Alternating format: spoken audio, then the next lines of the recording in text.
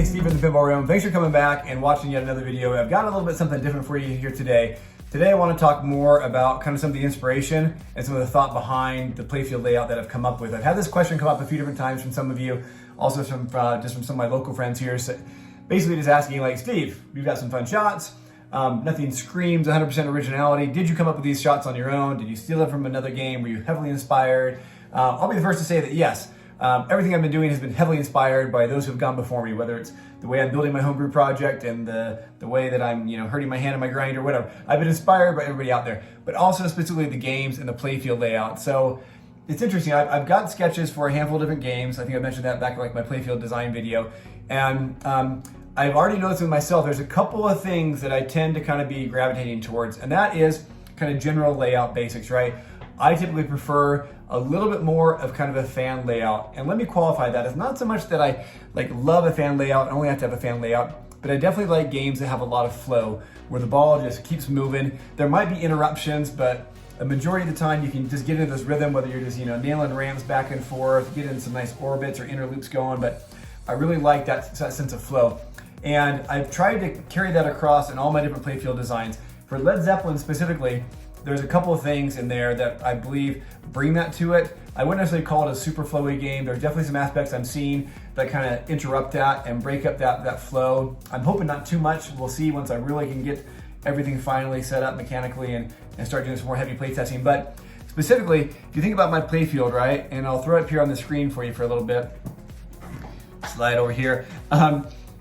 One of the most prominent things is just this obvious horseshoe right at the middle, right? Going right around that staircase. We've got kind of our center bash toy. It's very classic, very typical, I guess, for a lot of machines, right? Have kind of that center bash toy, which is the stairs.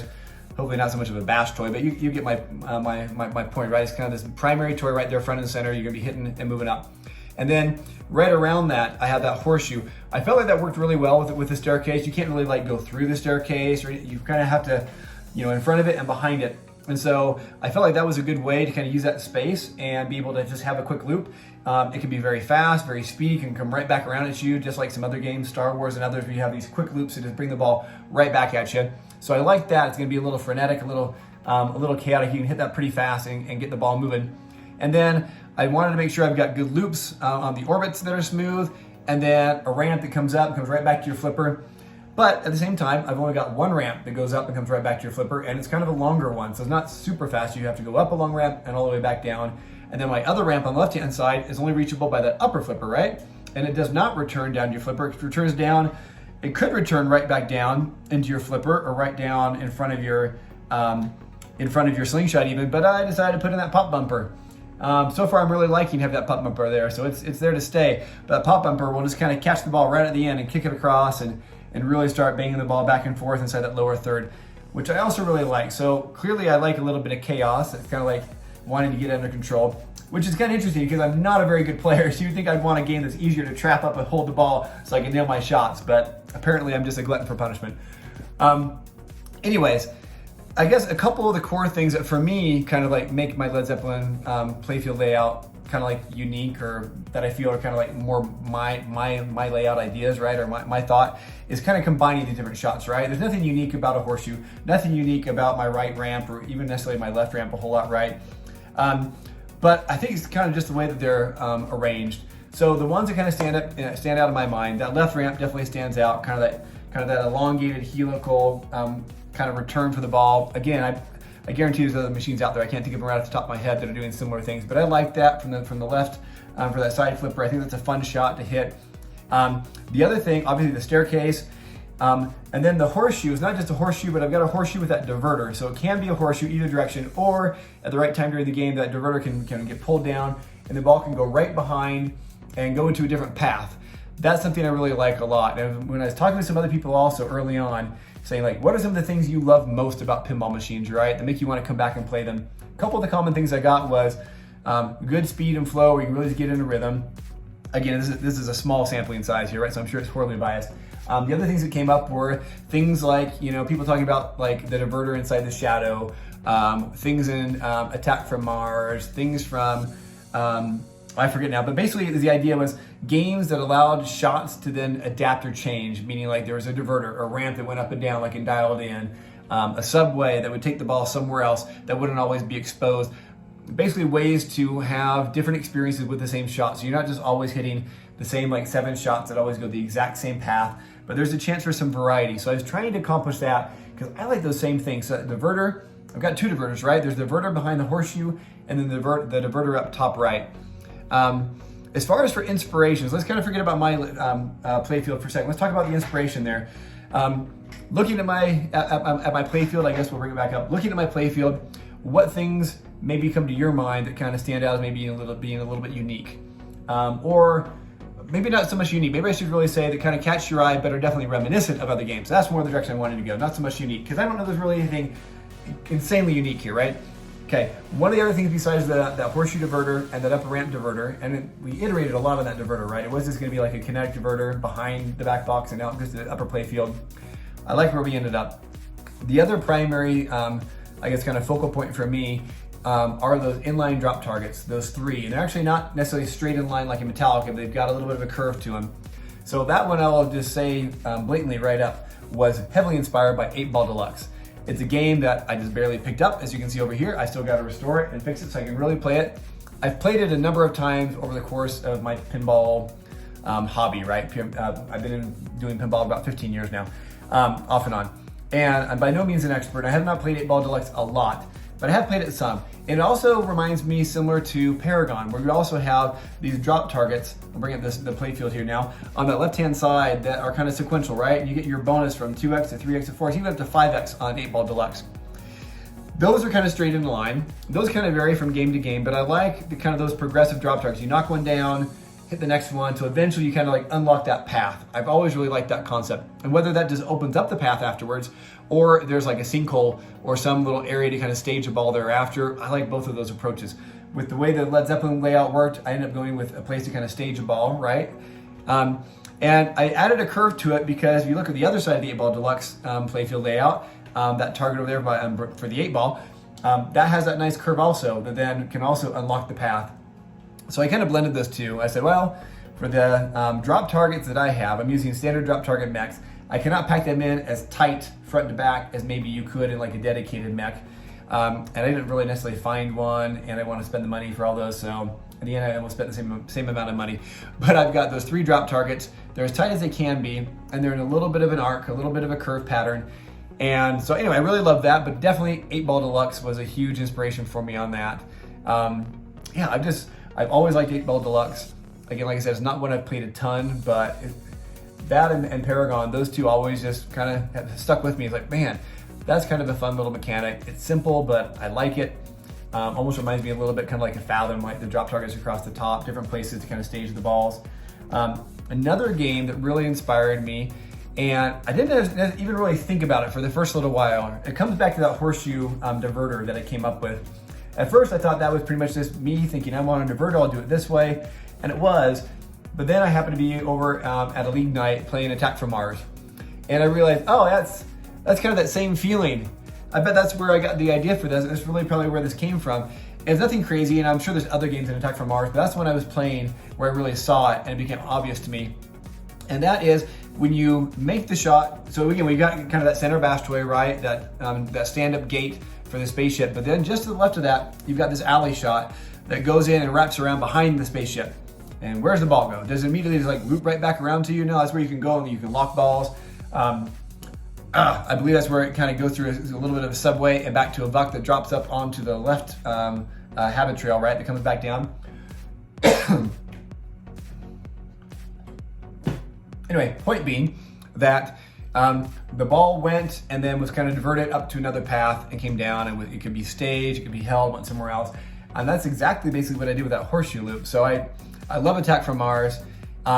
It's only second in my mind. Well, I shouldn't say second, but there's another game, also Brian Eddy, that just has some amazing games. I love them, they're just so classic. It's inspired me in a couple of different ways, both layouts and also rule sets. We'll come back to that though. But the other one that I believe also inspired a lot of what I had going on for Medieval Madness, or a lot of what I had going on with my horseshoe diverter was Medieval Madness. So that right ramp up to the Princess Tower that goes up and just loops around, and after you've made it, the 4 or 5 times, that diverter will drop and you'll be able to shoot straight through it into the Princess Tower. that's very much the same thing I wanted to go for and emulate because I love that shot. Medieval Madness, forgive me Godzilla, Medieval Madness is one of my just absolute all-time favorite games. Though Godzilla is, man, nipping at its heels. Maybe it's already surpassed it. Just, Keith, you're just, man, greatest of all time. Greatest in your day. So Medieval Madness though, I love Medieval Madness. I love so many of the shots. I love that princess shot specifically up to the tower that has that diverter that changes that. I love that you can just kind of get those ramps going back and forth in a rhythm, boom, boom, boom, build up those madnesses. I love that you can nail that with the orbit. The catapult shot I think is a lot of fun. I wanted to do something with the catapult shot inside Led Zeppelin. I never quite really figured out a spot or a place to do it. In hindsight, I kind of forgot about it and realized that I could have put in something like that if I really wanted to. Over on the right-hand side, let's swap back to my layout, my playfield layout. The right-hand side, just above that right slingshot, I had those 3 stand-up targets. And I wasn't sure what to do with that area. I ended up having like a way to kind of sneak the ball into that flipper to get back down to your shooter lane. Where those stand-up targets are, there could have been room there instead of that return gate path. There could have been room for a little kicker with another wire form to kick the ball back up and have it go up to the upper playfield or somewhere else like that, and that would have been great.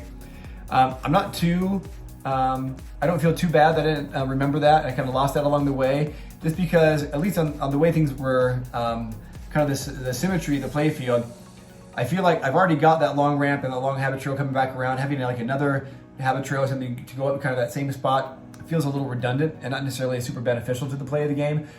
If I could have maybe kind of swapped it around, maybe put it on the left-hand side and pop up on the other side, there could have been ways to do it. Anyway, regardless, I love that catapult shot in Medieval Madness. I did not figure out a way to work it in. I do have thoughts and plans for something very similar in a different game though, but it's gonna involve some magnets. So anyway, we'll see if I ever get around to one of my next games, we'll see. Want to have a lot more fun with magnets. That's one thing I haven't really played around with in Led Zeppelin is a magnet. I might just put one under that center playfield area just to kind of disrupt the ball. But so far there's no like dedicated magnet just to like interact and add that randomness to the path of the ball. So, all right, so 8-Ball Deluxe for sure. Attack from Mars a little bit. Medieval Madness definitely inspired me. Those are kind of the 3 big ones that came off the top of my head that I know have inspired me a lot. They're games I absolutely love. I want to go back to a minute and talk about the rule set for Medieval Madness and Game of Thrones. Those are Game of Thrones. Medieval Madness and Attack from Mars. Game of Thrones is like my Nemesis Machine. I can never perform in that machine in a tournament. So many people love it. That machine just hates me. But anyway, we each have a machine, right? We just can't seem to perform on, and that's the one for me. So Medieval Madness and Attack from Mars. I love them for the flow, for how fun they are. They're very approachable. They are not a deep rule set. I recognize that, I get that. Again, I'm not like a pro player, and so that hasn't honestly really necessarily like bothered me. And for me, they're kind of the right level of complexity as far as they can get a little bit kind of like, not so much chopping wood, but a little bit repetitive, really kind of get to the final modes, etc. Right? But I love that it's just so approachable. A big part of the reason I got into trying to create my own pinball machine was not just for myself. I love building things, but I love sharing the things that I build with others. And so whether it's like the projects I've had around the house we've put into place, my family, my wife can enjoy and appreciate those little projects I've done. Specifically for these though, for like the arcade machines that I've built in the past, I built several MAME arcade machines and even sold a few and built some for friends.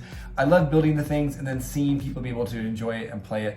And that is one of my big goals with my pinball machine also. I'm so looking forward to the day that this thing is done, that I can set it up and I can take it down to one of the local breweries we have where there's different tournaments, or over to a buddy's house. Maybe eventually have a few more machines and hold a league night here at my house.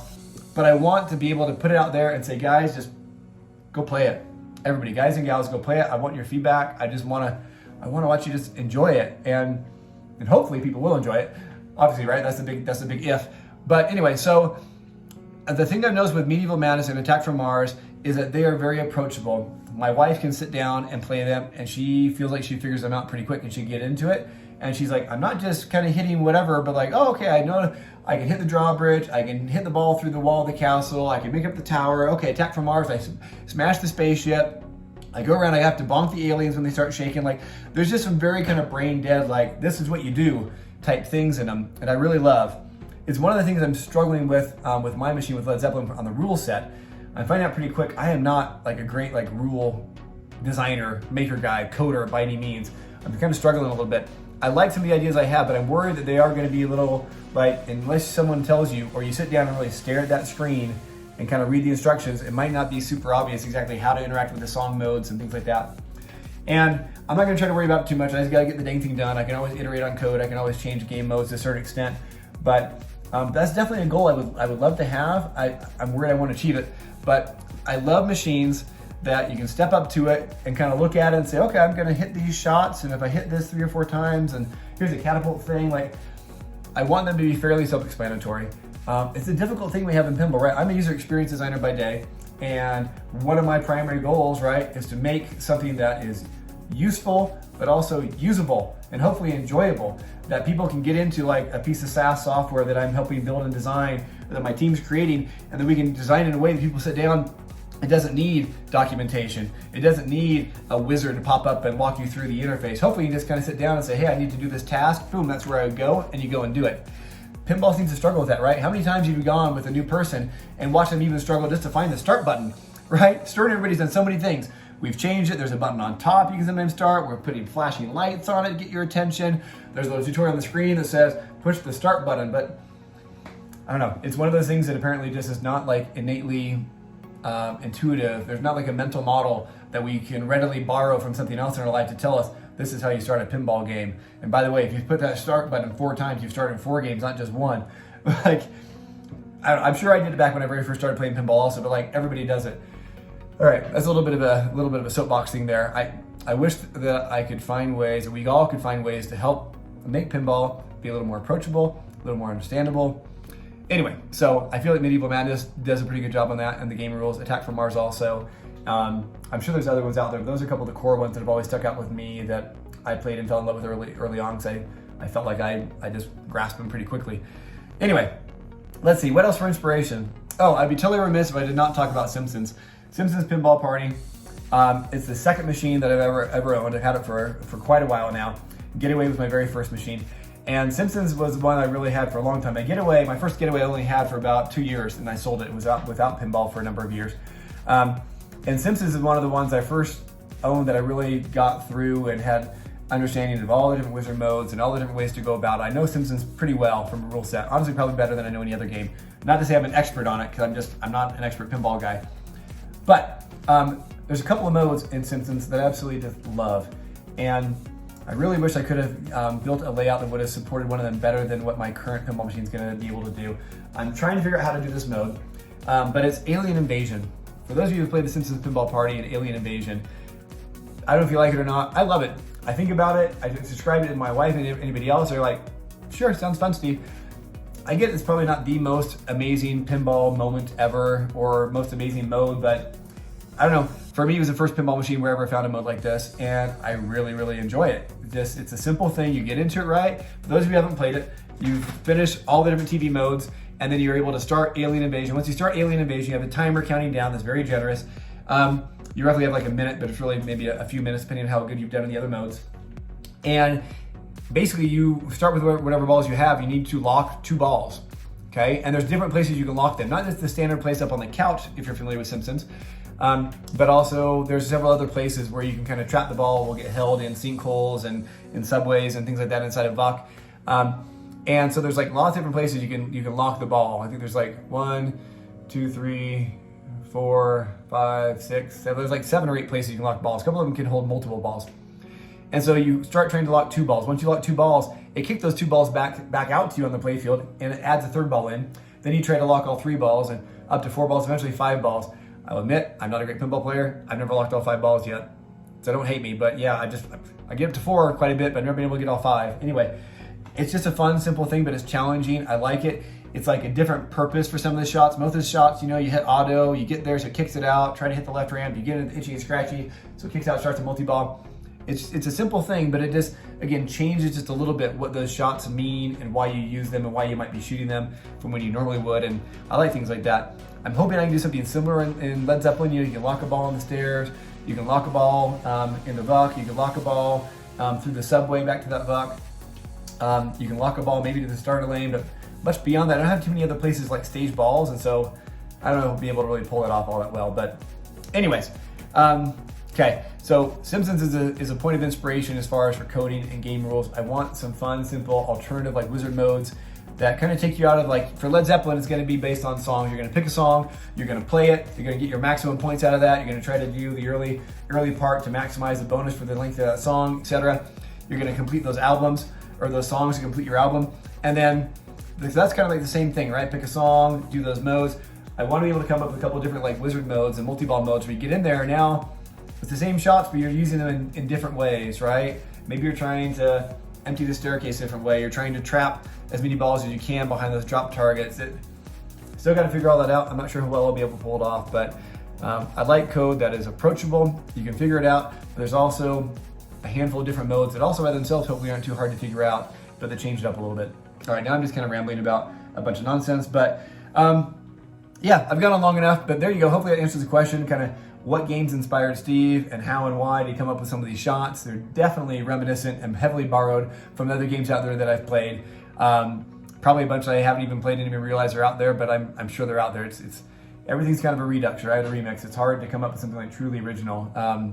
Yeah. All right, so there you go. I hope you've enjoyed that. I'd love to know from you guys what games have inspired you the most. Are there certain shots and things you've been thinking about for your own homebrew projects, or you see on other people's projects, such as myself or others, that you're like, oh, that's a great use of that shot. I see where he got that from. What things inspire you? Add in the comments. Let's have a little chat.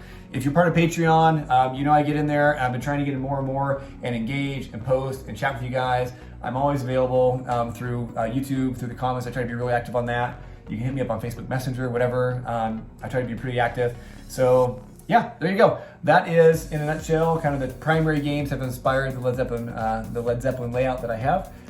This is a take with virtually zero editing. Hopefully you can understand me. I wasn't talking too fast and everything was good. But yeah, all right, guys. Thanks for coming along. Thanks for joining. Like and subscribe. And again, a huge shout out to everybody on Patreon. I really appreciate your support, everybody. Hope you're liking the t-shirts and the stickers that have come out. And we're getting close to getting final artwork put on. That's what I'm trying to figure out now. So we're figuring out a place of where I can put your guys' names inside the software and how it's going to show up on the screen. We're getting to all that. So if you want your name in my game, all you got to do is jump on over to Patreon. Yeah, all right, enough of that. Thanks so much, everybody. We'll talk to you again next time. Take care. Bye-bye.